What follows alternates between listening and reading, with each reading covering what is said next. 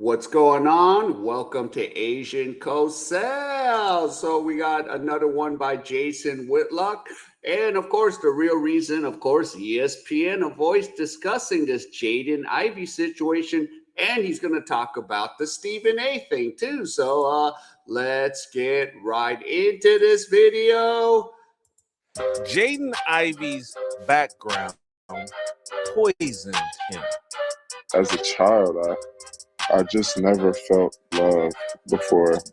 I never, felt what true love felt like.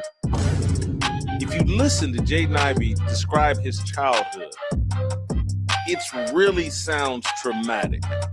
The man says he never felt love as a child. That's unbelievable. He's been poisoned. His mother was a WNBA player. We know about the sexual history and the sexual culture of the WNBA. It's degenerate. It's perverse. It's gay. We're just trying to make sweet love. That's about it. The man says he was sexually abused. I definitely was sexually abused as a kid. There were some things that I saw.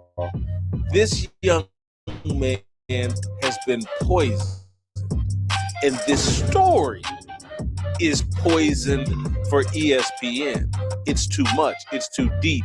It touches on too many different third rails. It goes at topics that ESPN thinks, hey, there's no consequences to this single mama culture. There's no consequences to the LGBTQIA plus alphabet mafia move. Yeah. And it's sad, for Jaden Ivey had to grow up in that situation. So,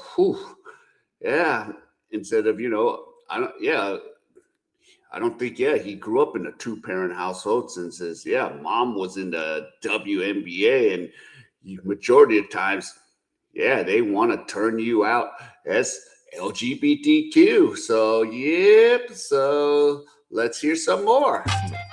It's their fault. That's right. It's their fault. It's their fault. It's their fault. You have failed and you will pay. Well, yes, there are consequences for that sexually perverse lifestyle. Everyone gets upset with people like me that quote the Bible and say God rendered this an abomination. God rendered this a sin. And then they say, well, hey, Whitlock, aren't you being hypocritical? You're overweight. Gluttony.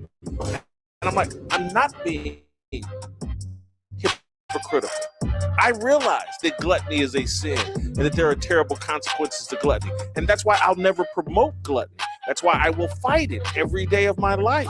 But it ain't about how hard you hit. It's about how hard you can get hit and keep moving forward. How much you can take and keep moving forward. That's how winning is done. They justify the LGBTQIA plus silent P minor attracted people lifestyle. And they shouldn't. It's an abomination. It's a poison. And it poisoned Jaden Ivey. And that's why ESPN afraid to even touch this topic. Why they avoided this topic all yesterday. And will continue to avoid this topic because they don't want to have a real conversation and talk about the real consequences of the lifestyle and the things that they are normalizing. Yeah, and that's just the thing. ESPN, the woke network, and it's sad that they have the monopoly on a lot of the sports. Even if, we could go off to other apps and see other things, but unfortunately. So, they don't want to talk about this. And this story about Jaden Ivey, even the NBA, they're just like, okay, we're going to let you go because you said this. They're not going to come out and say that, but yeah. They are grooming our kids and putting kids like Jaden Ivey at risk. Now it ends. This young man was damaged as a child and has no place to turn in this very secularized NBA environment for help. I don't really even talk about But I know it was, a seed that Satan tried to, use at an early age. And Jaden Ivey needs help. ESPN, the NBA, the whole Alphabet Mafia crew, they don't want him to get that help. But have people not figured out, and I'm not suggesting, hey, don't have Stephen A., but has Stephen A. not figured out? You're doing too much. You're trying to be all things to all people. You want to be on every show. You don't have enough substance. You're not interested enough to be on every show. And I know they're packaging up your highlight clips on Bill Maher, and Bill Maher has probably had you on 6 times, 5 times in the last year. In the last 3 or 4 months, you seem to be his most frequent guest. An idiot sports writer is the most frequent guest on Real Time talking politics with Bill Maher. I get it. It's outreach everywhere. It's Trump-like. You remember Trump used to be everywhere. You turn on the TV and there's Trump talking at you. That's what Stephen A. is trying to mimic. But the difference is Trump chose a side. Trump drew a line in the sand. Trump had a pair. He had a set of beliefs and values that he believed in and stood on. Stephen A., you don't have that. And that's why you're struggling. Let's play the second part of this clip. But I have my own studio in New York. I have a studio that if I set it up right, I could fit 100 to 150 people up in there. I have a studio where I can have panel discussions and I can have left versus right, black conservatives, black liberals, and everything in between. And all along, while I've been doing this, I'm looking for people to talk to. It's why I talk about somebody like a Royce White.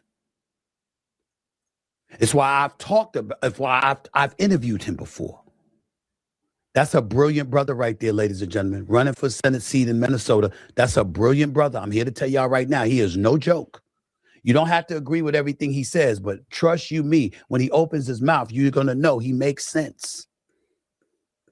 That's why Officer Tatum, I've had him on the show, and I'm going to have him on the show again. I respect that brother. They can disagree with me. He's like, come on over, Stephen A., come on over. You know you conservative, just like Anton said, you know you conservative. I disagree with both of them. You don't see me insulting them because of it. It makes perfect sense why they think that, based on some of my positions. I understand what the hell is there to get offended about. Those are my brothers too. Daniels came to the show and said they talking about him, and all he hires is black people. What are we talking about? And we want to alienate folks that make sense, that's bringing common sense to the equation, that's telling you about the history of the conservatives and the Republican Party compared to the liberals and the Democratic Party. I want to hear what they have to say. I haven't had Roland Martin on the show for a while. He's gone left towards me or whatever. They ain't going to stop me from loving Roland Martin. I don't want him to fail. I want him successful. And if I can help him be successful, I will. Got nothing against Roland Martin. Brother smart. Smart as hell. Certainly knows more than me. We ain't going to act like he don't. I see Mark Lamont Hill on Joe Budden's podcast. I've known Mark Lamont Hill for years. Mad respect for that brother. Don't believe in some of his liberal views. I think he's a bit too far left at times, in my opinion. But what you will hear me do is disagree with them. What you will never hear me do is disrespect them and character assassinate them. I will not do that. Am I right for thinking, and nod your head, am I right for thinking he's saying that Jason Whitlock disrespects me and his character assassinating me, and I'll never do that? I love everybody. That's Stephen A., I have a set of beliefs. Yeah, that's the thing with Steven. He just all over the place. Okay, I get he wants to help the brothers, Brandon Tatum, Antoine Daniels. I get that fine. But yeah, sometimes I'm like, okay, Steven has some good points. And then sometimes I'm like, Steven, where are you going? So I'm just like sometimes confused with Stephen A. Smith. But oh well, it's to each to its own. Donald Trump has a set of beliefs, but we'll zero it in to me. I have a set of beliefs that I adhere to. It's not personal. You run antithetical to those beliefs. You're secular. You don't have the courage to choose a set of beliefs and to stand on them. You do whatever is popular. You get in front of Candace Owens and you'll say one thing. You get in front of Mark Lamont Hill, you'll say another. This is what you're doing here.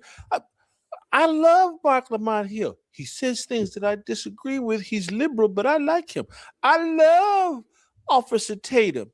He says things that I disagree with, but I love APAC Shakur. I love Officer Tatum. I get it. But like, I like Officer Tatum too. But, you know, I'm not trying to character assassinate him, but, you know, when he took that check, it's just like, I got to jump ship. This doesn't ring true. You're now the foremost authority on Israeli politics. That doesn't seem authentic. This guy's a former college football player that did videos analyzing police-involved shootings and engagement, and now he's the foremost authority on the Middle East? Doesn't ring true. That's one of the things with Tatum. With Israel, because I remember him and Myron Gaines were discussing that, and it's like, what are we doing in Israel? And I still like Tatum, but that part I disagree on. And and of course, even Myron's like, no, we shouldn't be involved with Israel. But oh well, to each to its own. Don't dislike him, but, you know, I'm not asking everybody to like me. I have a set of beliefs and values that I'm going to stand on. Some people are not going to like him. They're going to be critical of me. What I'm not going to do, and what you do repeatedly, is lie. Because you're afraid of the truth, because the truth says something. It exposes the fraudulence of what you've done, what you claim to have accomplished, where you stand. You're a butt kisser, Stephen. And this is what you just did in this video, trying to please everybody, is why I don't believe any of your stories. I was not to be touched. Everybody in Hollis, Queens knew I was not to be touched. Everything that comes out of your mouth, it just sounds bogus and convenient. Yeah, my boy got his head blew off right next to me at a bar.